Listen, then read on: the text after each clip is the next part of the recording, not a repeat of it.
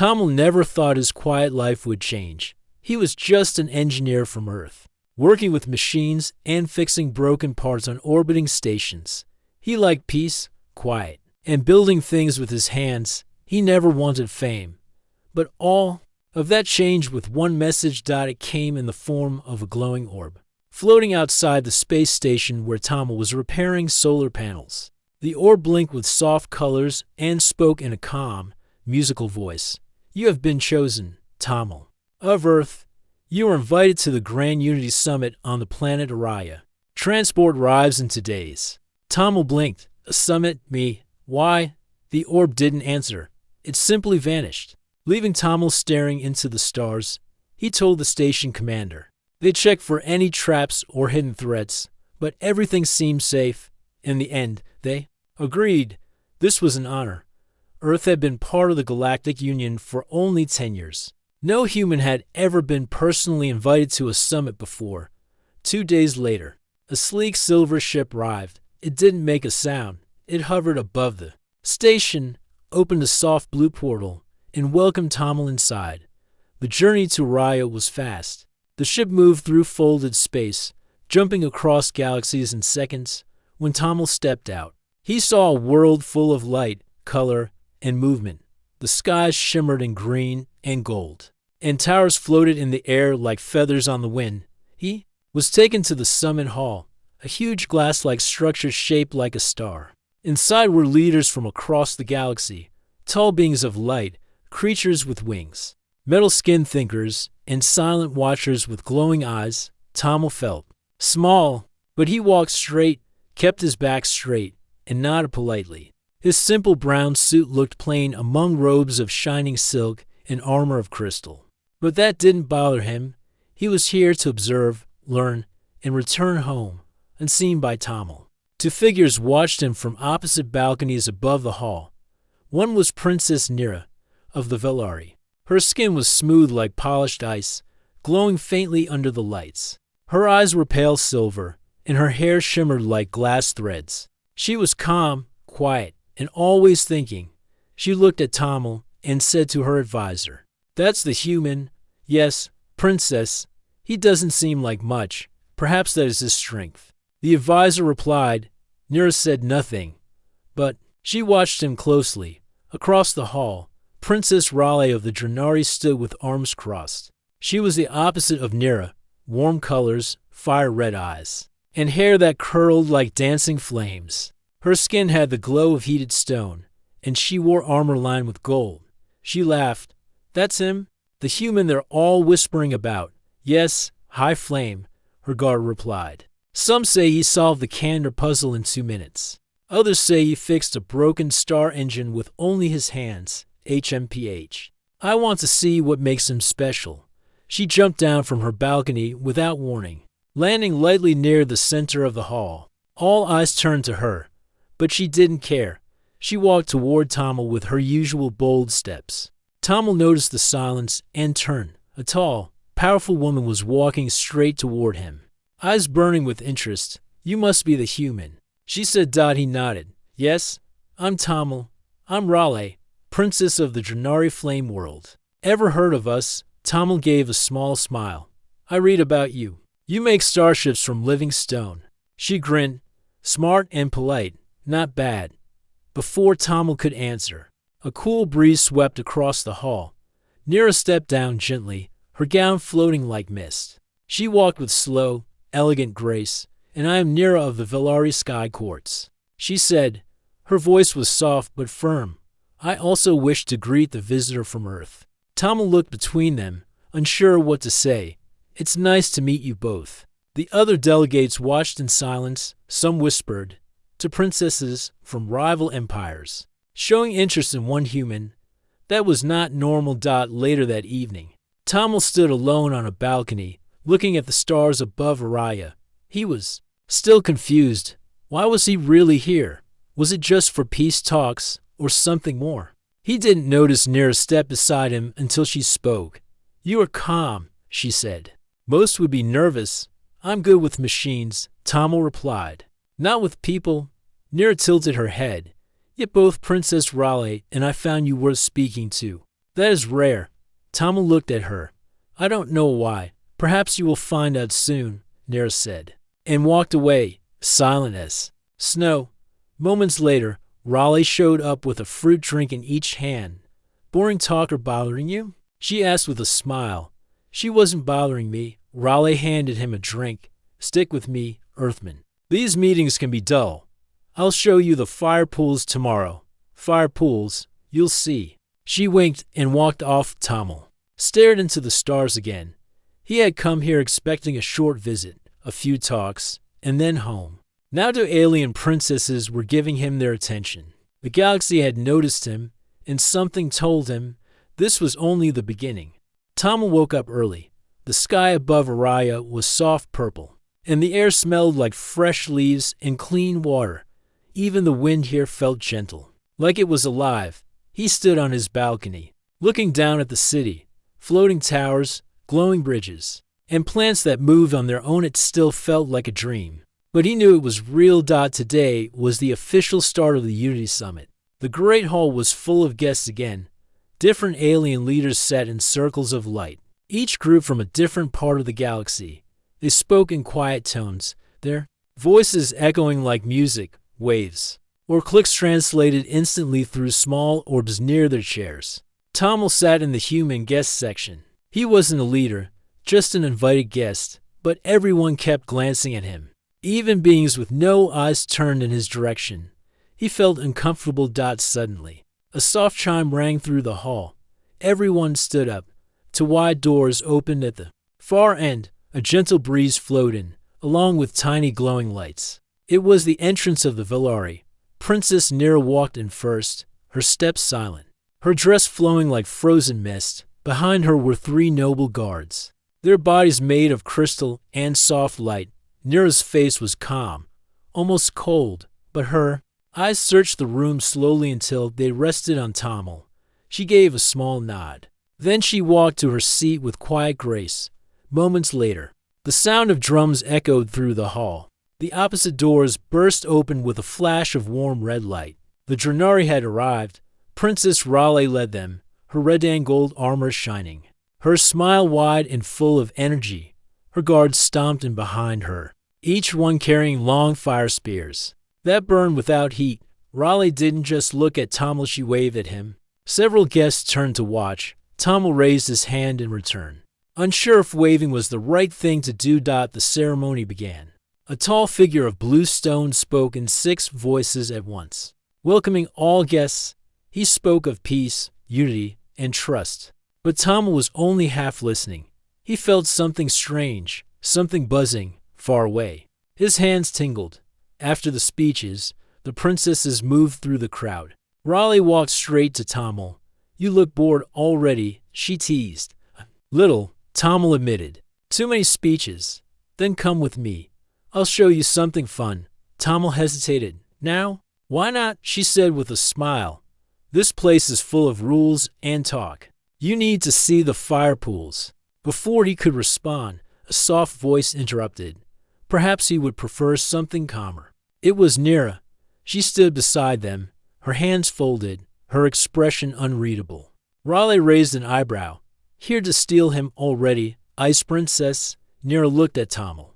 Would you like to visit the Crystal Gardens instead? They respond. To your thoughts? Tamil blinked. They grow and change based on your emotions. Nira explained. That's not fair, Raleigh said. She's using pretty lights and mind plants to win your interest. I am simply offering peace. Nira said smoothly. Not burning rivers. They glow, not burn. I don't enjoy glowing or burning.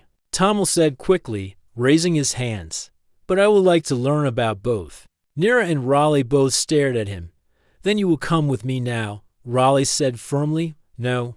Nira said, he will come with me first. Tamil laughed nervously. Maybe I could visit both? One after the other, the two princesses looked at each other. A long silence passed between them. Then, slowly, Nira nodded. Very well, she said. But I go first. What? Raleigh snapped. You just decided that. I arrived first today. Nira replied. That doesn't count. Tamil stepped between them. It's okay. I'll visit the gardens now, and the fire pools tomorrow. That's fair. The princesses didn't look happy, but they agreed. Nero led Tommel away with a calm smile. The crystal gardens were hidden behind tall silver doors. Inside, the air shimmered like sunlight on water. Tall plants of crystal grew from the ground. Some looked like glass trees, others like floating stars. Touch the center flower, Nero said. Tommel reached forward. A small, blue flower made of soft glass opened as he approached. It grew taller. Then it changed color, turning green, then yellow, then red. It reacts to your feelings, Nero said. It senses thought energy. Tommel smiled. That's amazing. He walked slowly through the garden. As he moved, the crystals bent toward him, glowing softly. A group of small floating lights followed him. You're unusual, Nero said. Tommel looked at her. Why do you say that? The garden usually ignores outsiders, she said. Even other species. But it likes you. Tommel shrugged. I just fix things. I'm not special. Nero watched him closely. You think that, but I wonder. The next day, Raleigh arrived at sunrise. Time for fire pools, she said, grabbing Tommel's arm. She led him through tunnels carved into living rock. At the bottom was a great chamber filled with glowing pools of red, orange, and gold. The water bubbled, but gave no heat. Step in, Raleigh said, pulling off her boots. Is it safe? It's not lava, she laughed. It's liquid energy. It reads your spirit. Tommel stepped into the pool. It was warm, but not hot. A soft glow wrapped around him, rising from the water like mist as he stood still. Shapes began to appear in the light. Memories, images from Earth, the space station, his old ship, a broken engine, a child he once saved during an explosion. Raleigh stared in wonder. The pool shows your strength. I didn't know I had any, Tommel said quietly. You do, she said. Her voice softer now. Later that evening, Tommel sat alone again. The stars above Araya twinkled. He didn't know what to think. Nero was graceful and wise. Raleigh was bold and kind in her own way. They both treated him like he mattered. But he was just an engineer. Just Tommel. And yet something deep inside told him he was becoming part of something bigger. Something strange was happening. Not just with the princesses, but with the planet itself, and whatever it was. It wasn't finished yet. The third day of the Unity Summit began with bright sun and clear skies over Araya. Floating birds made of light circled the towers, singing tunes only a few species could hear. The air was calm, but not for long. Inside the great hall, leaders from all corners of the galaxy gathered again. Today was important.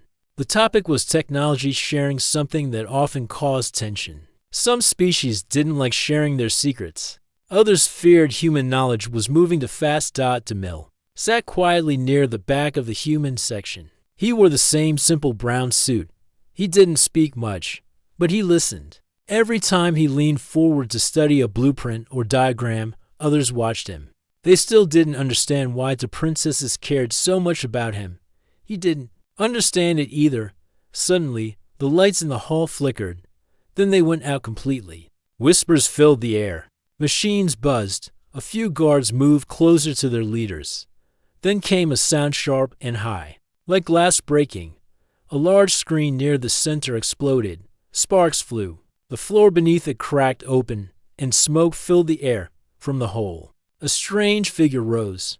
Its body was made of metal and black cloth. Its face had no eyes, only a flat screen with blinking symbols. It raised one long arm and pointed at the summit leaders. Your lies end today. It said in a broken voice. The old ones warned you? Guards rushed forward. But the figure lifted its other hand. A wave of blue light pushed them back. Chairs flew. Lights shattered, and the ground shook. Tommel dropped to the floor as something flew past his head.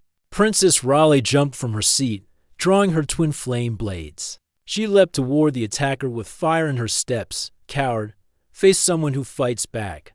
Princess Nero raised her hand, and a wall of crystal appeared in front of the delegates, protecting them from flying debris. Her voice remained calm. Guards, move the leaders out now. But the strange figure only laughed. It raised both arms. Then the entire summit hall began to shake. Tamil looked around. No one could stop this thing. Raleigh's flames couldn't touch it. Nira's crystal shields were cracking. The alien had some kind of ancient power, and in its hand it held a strange cube glowing with symbols. Symbols Tamil recognized. He had seen them in old Earth repair manuals. His heart raced. His hands tingled. Without thinking, he stood up and ran toward the attacker. Tamil, no. Raleigh shouted. Get back, Nira called. But Tamil didn't stop. He had seen something no one else had. The attacker was using human tech. Very old human tech. But it was reacting wrong. Out of control. Like a machine with broken parts. He reached into his pocket and pulled out a small tool. He always carried a pulse key. He jumped over a cracked floor beam and slid behind the figure. Then, fast and careful, he pressed the pulse key into the back of the cube. The figure screamed. Its arms shook. The cube sparked and flashed. The power stopped. The hall went quiet. The figure fell to the ground. Lifeless, the cube rolled away and stopped at Tamil's foot. Everyone stared at him. Princess Raleigh ran to him, grabbing his arm. You could have been killed. Princess Nira arrived a moment later. You disobeyed a royal command. Tamil looked at them. I just saw something. That cubit's human. Very old human tech. I recognized the override port. It was stuck in a loop. Raleigh blinked. That was Earth-made. Nira picked up the cube carefully. But Earth only joined the Union 10 years ago. How could your people build something like this? Tamil looked around. I don't know, but I think there's more under this planet than anyone understands. The guards surrounded them, followed by the summit hosts. One of them, a tall being made of clouds, looked at Tamil. You saved the leaders, it said. You may have saved the summit. Tamil didn't feel proud. He just felt confused. Why was ancient human tech showing up here? Why did the symbols feel familiar? He looked at the cube. Its lights were off now, but it still pulsed very faintly as if it were waiting. Later that day, Tamil sat in a quiet room. Nira and Raleigh were with him. For once, they weren't arguing. I think you've just made history, Raleigh said.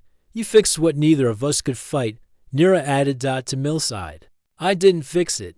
I just stopped it. Nira looked at the cube. This cube contains an ancient code, a language none of our machines understand. But it recognized you, Raleigh frowned. Why would old tech listen to a human it's never met? Tamil shook his head. Unless it has met humans before. They all sat in silence. Then Nira spoke. Araya has deep caves, some forbidden, some unexplored. Perhaps we need to go down. Raleigh grinned. Now you're speaking my language. Tamil didn't smile. He stared at the cube. Whatever this thing was, it was only the beginning. He had come to Araya as a guest, a visitor. But something else had called him here. Something ancient, something hidden, and it had just woken up. The next morning on Araya was cloudy. The golden light that usually filled the skies was hidden behind a thick, soft mist. The air was quiet, too quiet. Something had changed after the attack. Tamil stood at the edge of the summit balcony, holding the small cube that had almost destroyed the summit hall.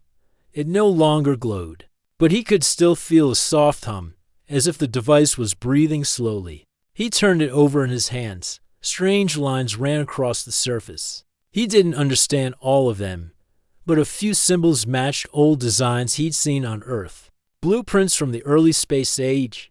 Are you sure that thing is safe? Asked Raleigh. Walking up behind him, she had her armor on again and carried one of her flame blades across her back. Tamil nodded slowly. It's not active anymore, but it's old. Older than Earth's space history, which makes no sense. Raleigh crossed her arms. I've seen thousands of alien weapons and tech, but I've never seen anything that reacted like that. And I've never seen Nira so curious about anything, as if summoned by her name. Princess Nira appeared on the other side of the balcony. She wore a deep blue robe with silver threads, woven like stars. She held a flat panel made of crystal. I finished scanning the cube. Nira said calmly, it's made from material found only on Araya. But the technology inside is human. Ancient human. At least 10,000 years old. Tamil stared at her. That can't be. Earth's records only go back a few thousand years.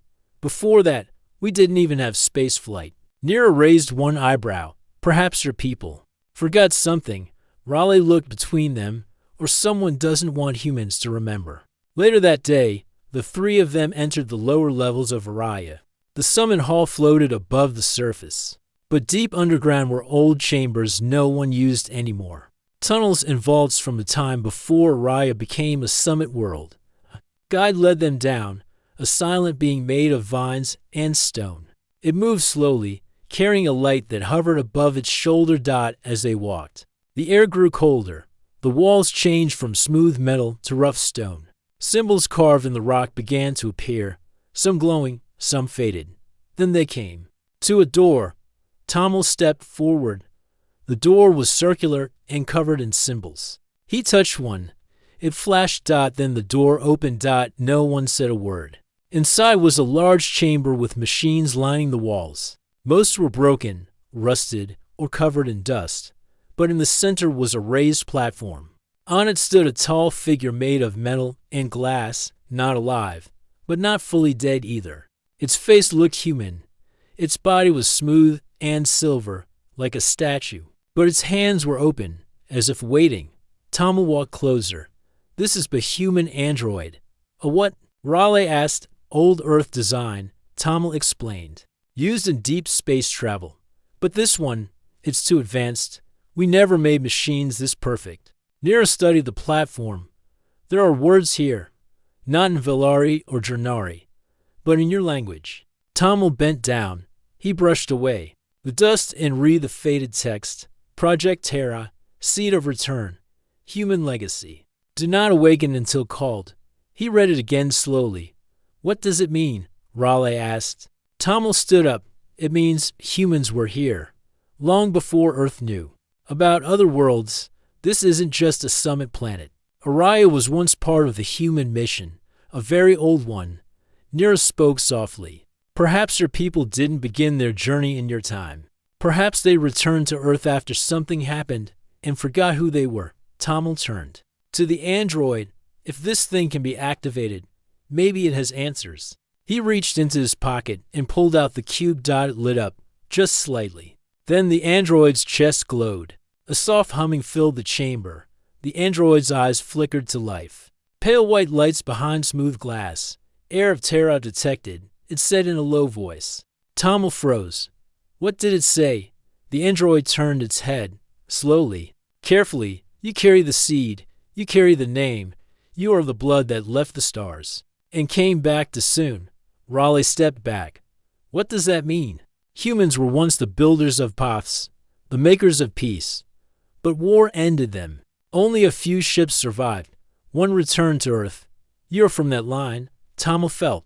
His knees weakened. Are you saying Earth forgot who we were? Yes, the android replied. You were once the keepers of the way. Now you return, as it was written. The lights around the chamber brightened. More machines hummed. A large map appeared in the air. Stars and paths, glowing slowly. Some pulsed in red, others in gold. Nira stepped forward. This is a star map, but it shows paths we've never seen before. Hidden gates, Raleigh whispered. Secret travel points across the galaxy. Tommel touched the map. One of the stars turned blue. Only one of human blood may open the path again, said the android. Tommel turned to the princesses. This is why the cube reacted to me. Why I stopped the attack. This is why I was invited.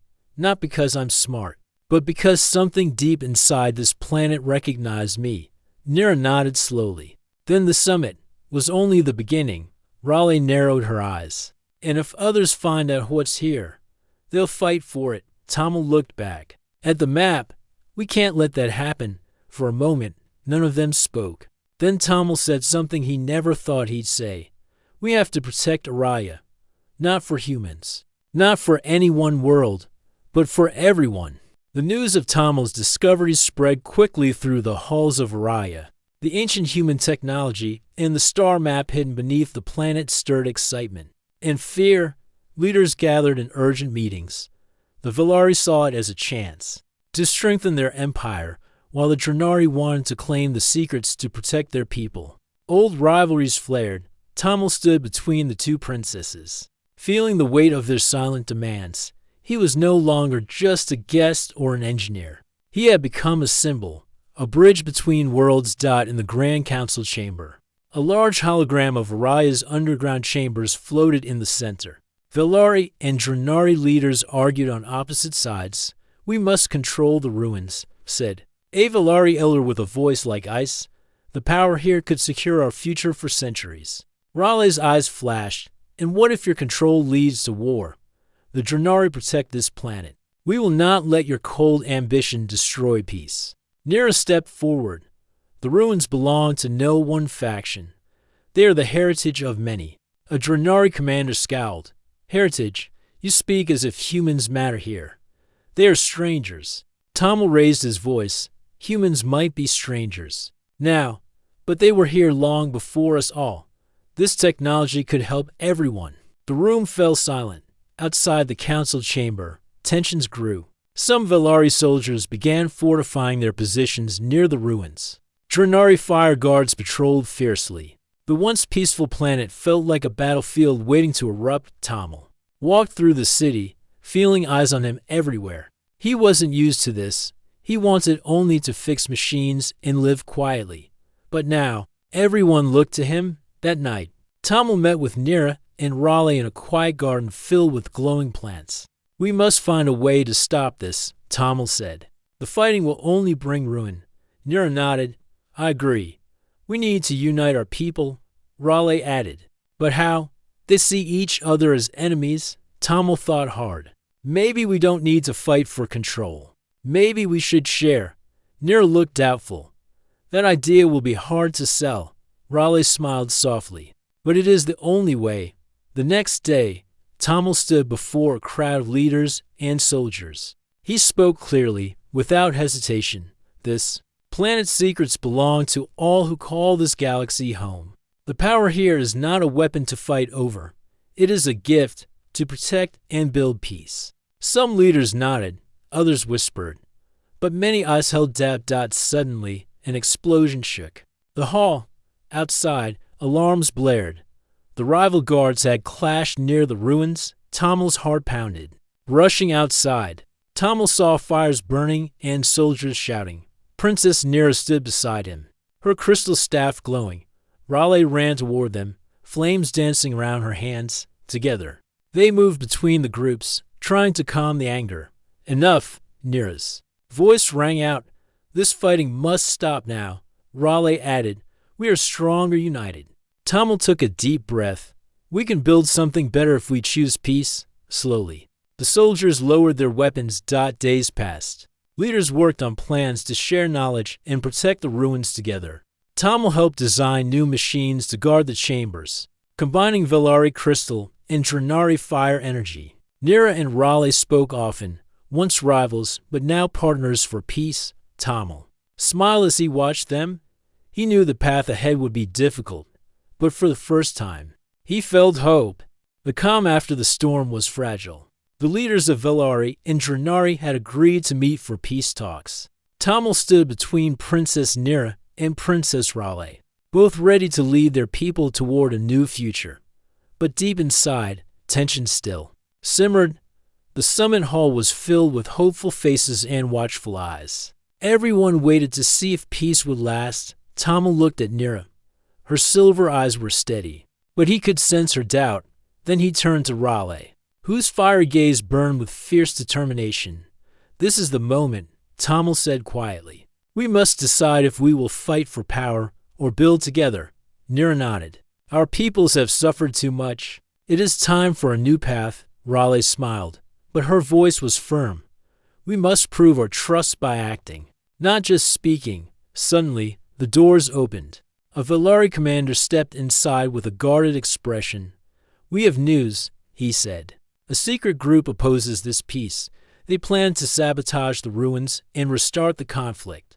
Gasps filled the room. Tamil's heart pounded. "We can't let that happen." Nira stood tall. "Then we act now, together." Raleigh drew her flame blade. "Let's find them."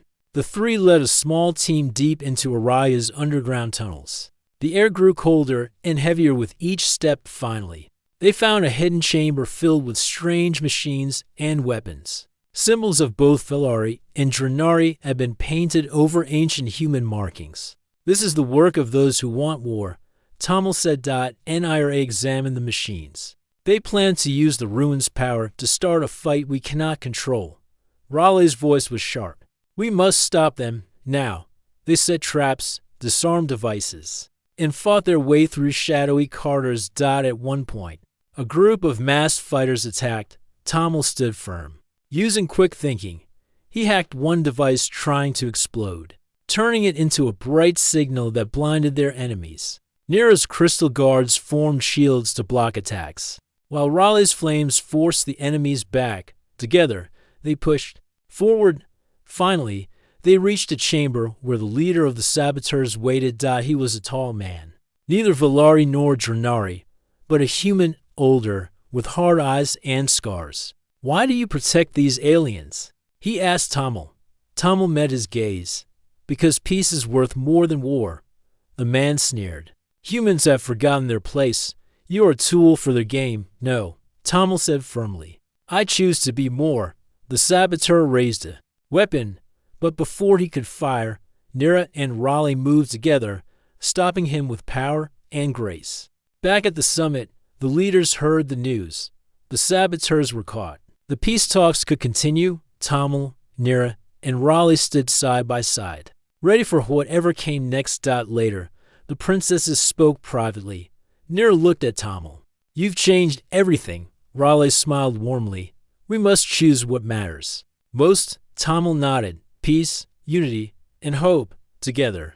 They began to plan a new future not ruled by rivalry, but by cooperation. The air on Araya was calm, but change filled every corner. The great summit hall buzzed quietly as delegates from many worlds gathered to witness a new beginning. The peace talks had succeeded, but the real work was just starting. Tamil stood near the center of the hall, no longer just a visitor, but a symbol of unity. The two princesses, Nira of the Velari and Raleigh of the Drenari, stood beside him. Their rivalry had faded, replaced by respect and a shared vision. Tamil looked out at the crowd. He felt the weight of their hopes and the promise of a future none had dared imagine before. The ruins beneath Araya had been open to all. Scientists and explorers from many species now worked together to understand the ancient technology. The star map revealed paths once forgotten, ways to travel the galaxy faster and safer. Tamil had helped organize the Galactic Council of Peace, a new group dedicated to protecting these secrets and sharing knowledge. "Tamil," Nira said, softly as they walked through the gardens, "you never sought this." Tamil smiled. "I never wanted it, but I see now that sometimes fate chooses for us." Raleigh nodded. "And when it does, we must be ready." One evening, Tamil stood alone on the balcony, looking at the stars above Araya. The city lights shimmered. Below, floating towers glowing like fireflies. He thought about Earth, his home, and all the places the star map had shown. He wasn't just a man anymore. He was part of something bigger, a bridge between worlds. A soft voice broke his thoughts. "You did well." Tamil turned. It was the android from the ruins, standing quietly behind him. "Why are you here?" Tamil asked. "To watch," the android replied. "To wait. You have awakened the way. But the journey is only begun." Tamil frowned. "The way." The android smiled. "If a machine could smile, the path humans once made, now it is yours. To protect." Days turned into weeks. Tamil, Nira, and Raleigh traveled together, visiting distant planets, building friendships and alliances. Their bond grew stronger, not as lovers or rivals, but as partners. One day, while watching twin suns set on a quiet world, Nira turned to Tamil. "You changed our future." Raleigh smiled, joining them. "And we changed yours." Tamil looked at both princesses. "I'm grateful for the chance to help and for the friendship we've built." Nira nodded. "The galaxy is bigger than any one star," Raleigh added, "and stronger when we stand together." As the Galactic Council grew, stories spread of the human who bridged worlds. the princesses who set aside rivalry, and the ancient secrets of Araya. Tamil's name was spoken with respect, not as a ruler, but as the first galactic steward of peace.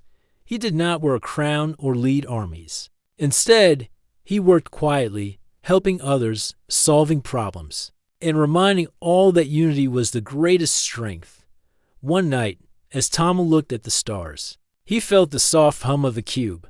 In his pocket, it was still with him, a reminder of where he began. He smiled. Fate had chosen well.